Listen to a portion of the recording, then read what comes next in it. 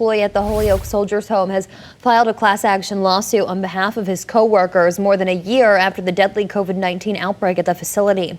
On Friday, the suit was filed in federal court, alleging the home's management at the time of the outbreak placed the workers' lives and health in danger.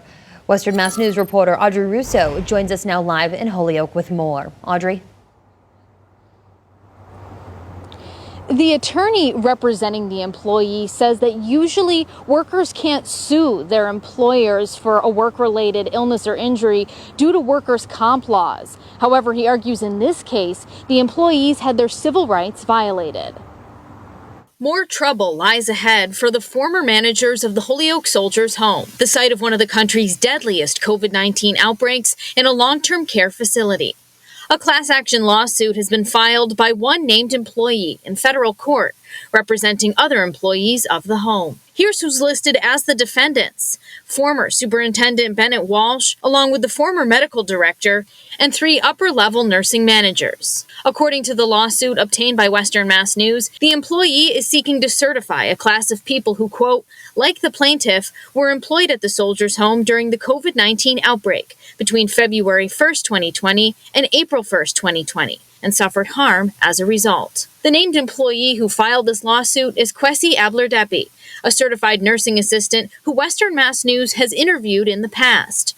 When we spoke with him in October of 2020, he explained the distressing experiences he faced while working during the outbreak. I have to put 2 people in the body bag and send them to the refrigerator truck. Fast forward almost a year, and this lawsuit, filed on Friday, alleges the home's management, quote, made a series of criminally catastrophic decisions that led to the slow, agonizing, and preventable deaths of 77 veterans. It was beyond negligence. They took affirmative steps to damage the health of people. Leonard Keston is the attorney representing the employees who spoke to us on behalf of Abler-Depi on Monday. The lawsuit filed says 83 employees caught COVID-19 at the home. Keston argues the defendants' actions, from misrepresenting the gravity of COVID-19's effects and transmission to punishing employees for wearing personal protective equipment, exceeds a typical workers' compensation claim. He says they violated the workers' civil rights. It's a high bar. It can't be just negligent, it has to shock the conscience. And we believe that that bar has been met here. Shock and physical illness that also led to emotional trauma, outlined in the lawsuit, saying, quote, staff watched in horror as the veterans asked God to let them die. We've been talking to a lot of people, and we can feel their pain.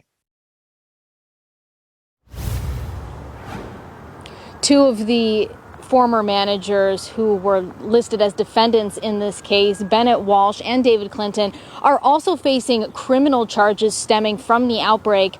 Those charges were brought forth by the State Attorney General, Maura Healey. Now, we've reached out to Bennett Walsh's attorney for a comment.